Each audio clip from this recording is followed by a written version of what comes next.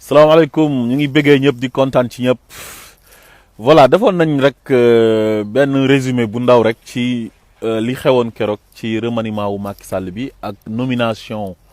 Idrissa Seck bi nga xamante ni ñëpp a ngi koy coow ci conseil économique et social environnemental ñu bëgg a àggali li nga xam ne moom mooy suñu analyse développé ko ngir nit ñi gën a mën a comprendre voilà si lu ñuy njëkkee mooy ki nga xam ne moom mooy Idrissa Seck nekk na nit koo xamante ni fépp fu mu mas a waxee rek dafay indi aaya alxuraan donc tey man aaya bi moo koy indil mooy yaa ayyuha allazina amanu lima taquluuna ma la tafaaluun kabura maqatan inda allahi an taqulu ma la tafaaluun yéen ñi nga xamante ni da ngeen a gëm yàlla lu tax ngeen di wax li nga xam ne du ngeen ko def bàkkaar la bu mag ca yàlla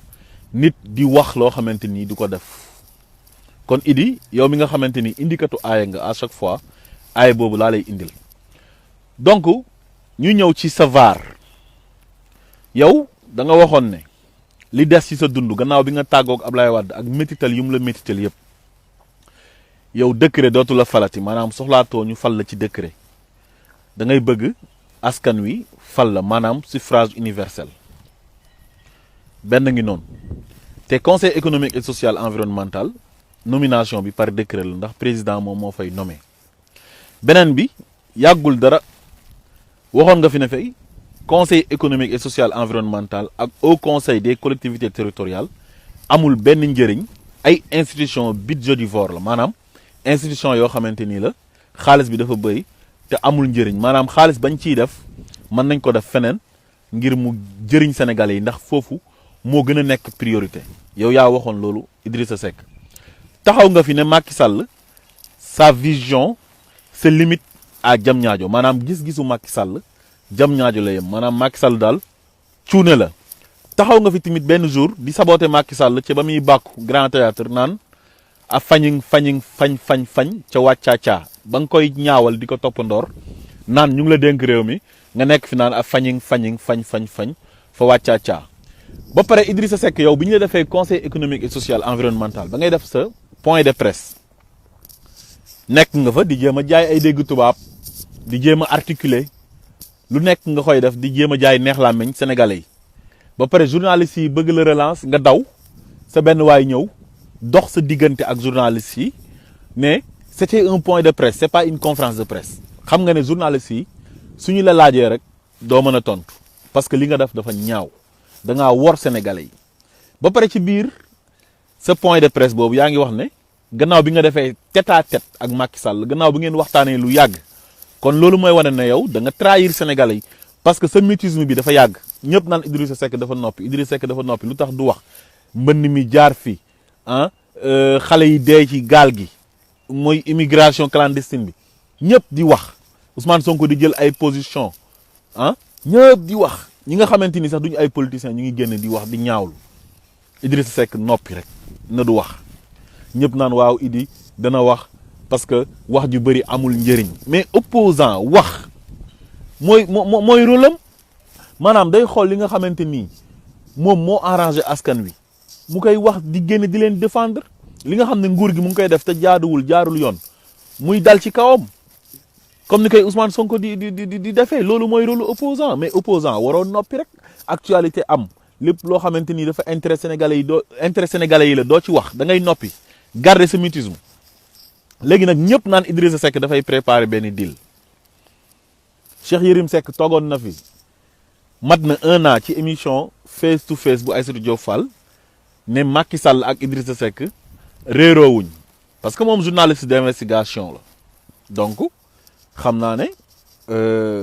war na ci mën a am ay sources sûres bi mu ko waxee nag ñu bëri ñu ngi ko doon classe naan Yérim dafay soob li muy wax du dëgg waaye tey jox nañu raison tey Ousmane Sonko tamit génn na fi ne y a une opposition de Macky Sall am na opposition boo xam ne c'est l'opposition de Macky Sall ñëpp naan Ousmane Sonko dafay tuumaal nit ñi Ousmane Sonko tamit génn na fi ne seen dialogue politique bi deal politique la maanaam ñoom dañuy nekk foofu di négocier kon tey Ousmane Sonko am na raison ci ñun léegi su ma jógee foofu Idrissa Seck li tax mu dugg ci gouvernement bi ànd ak Macky ba nangu ñu jox ko conseil économique et social environnemental du neen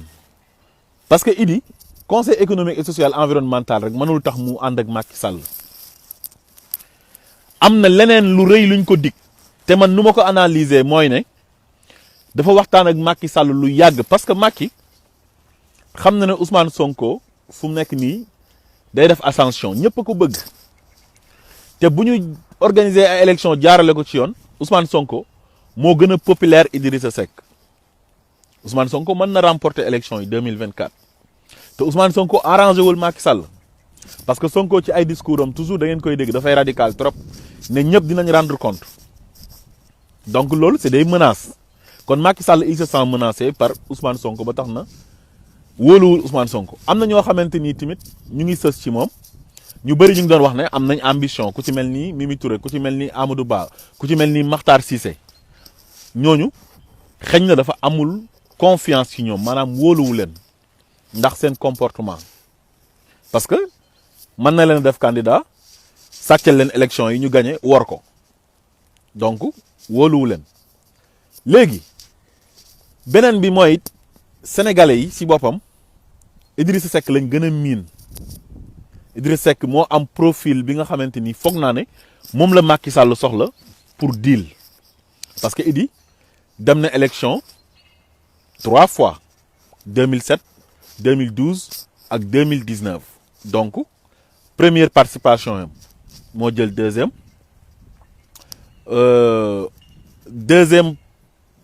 participation yam Moustapha Niasse jël deuxième troisième participation yam moom mu ñëw jëlaat deuxième moom Idrissa Seck donc Macky Sall dafa bëgg a protéger gaayam yi parce que gars yi lu ñu def ci ay scandale dafa rëy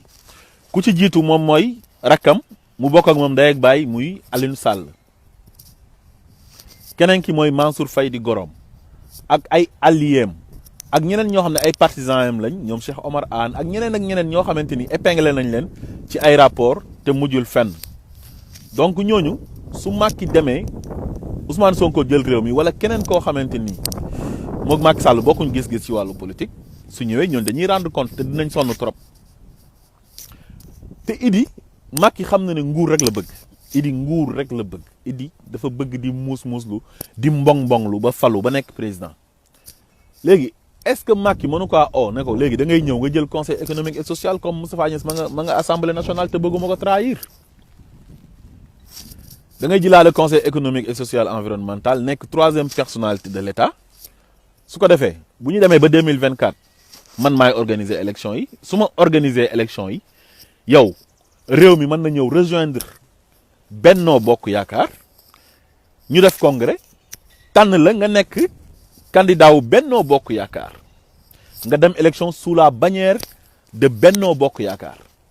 xam nga kon Idi su demee élection sous la bannière de Benno Bokk Yaakaar ñoom am nañ appareil ba pare bu dëgër ba pare ñoom ñoo gérer lépp fu mu nekk nii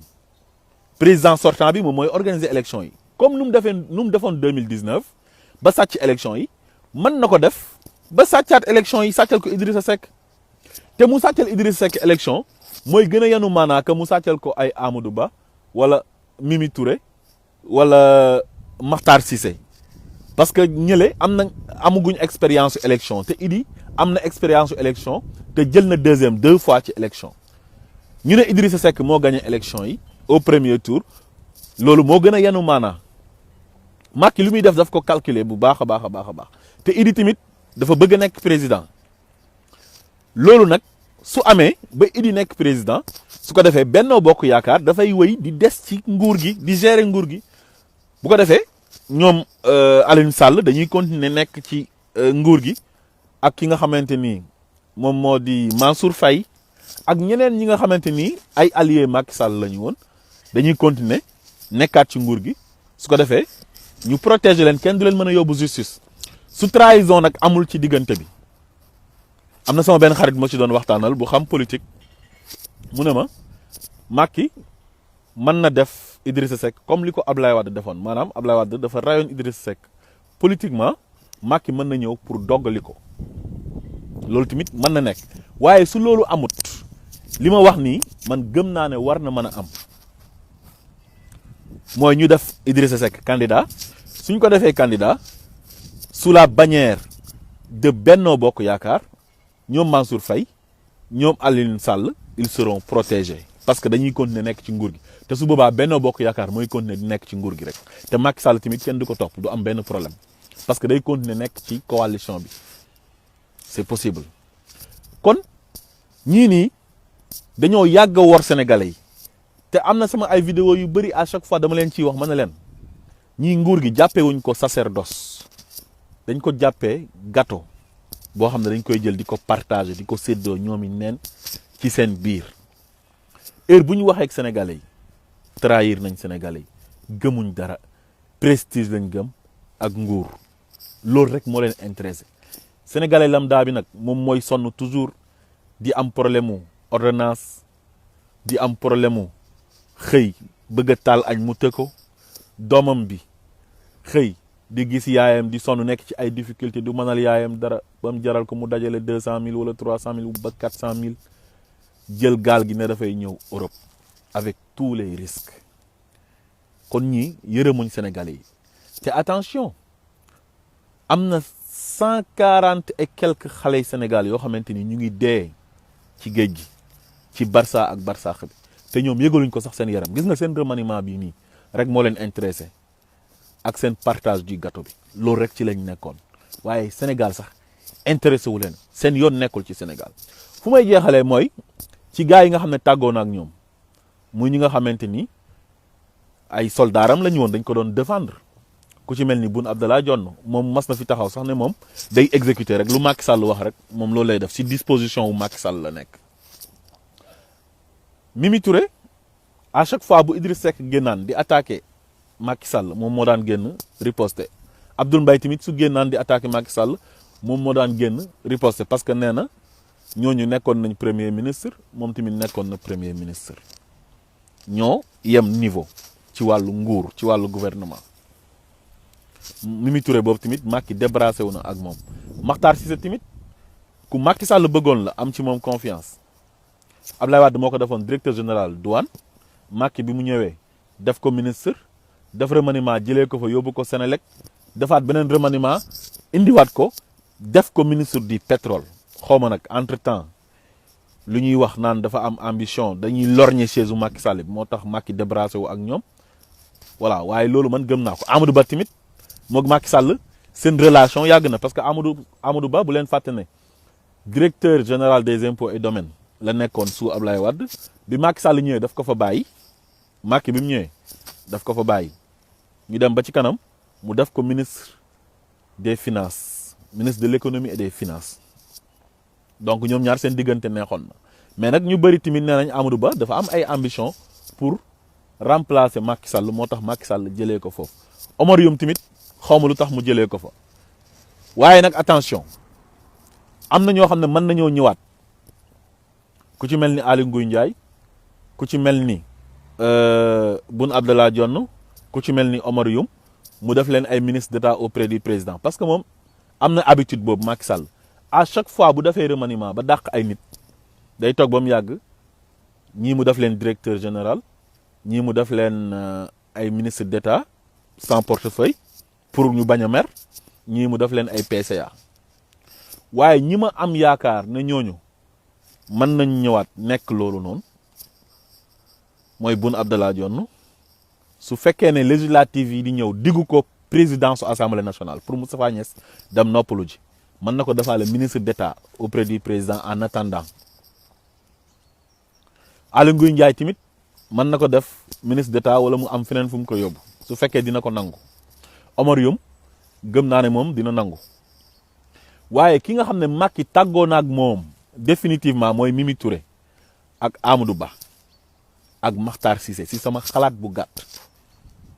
parce que Macky wóolootu leen moo tax mu jëlee leen ci gouvernement bi te Macky dafa amoon ci ñooñu confiance dafa mas a ànd ak ñooñu am ci ñoom confiance donc mbir mi daal man noonu laa ko jàngatee Macky Sall daal mook Idrissa Seck ñoo yem ay traître lañ am na nag ñu bëri ñoo xamante ni dañuy faral di wax benn wax boo xam ne man ànduma ci ak ñoom naan Macky Sall dafa man politique c'est-à-dire man politique boo xamante ni mooy fen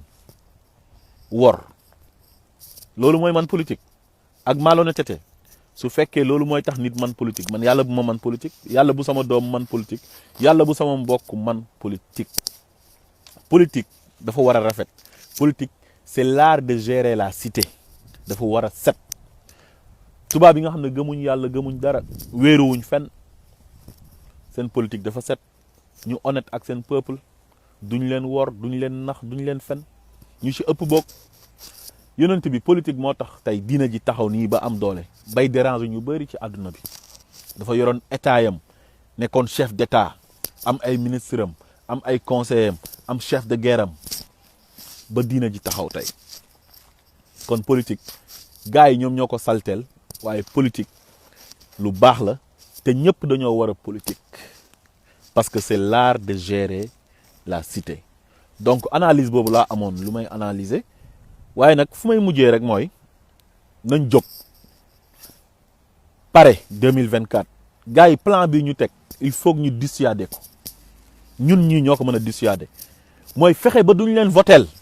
ak luñ sàcc mu bañ a flagrant parce que seen deal bi ñu teg mook Idrissa Seck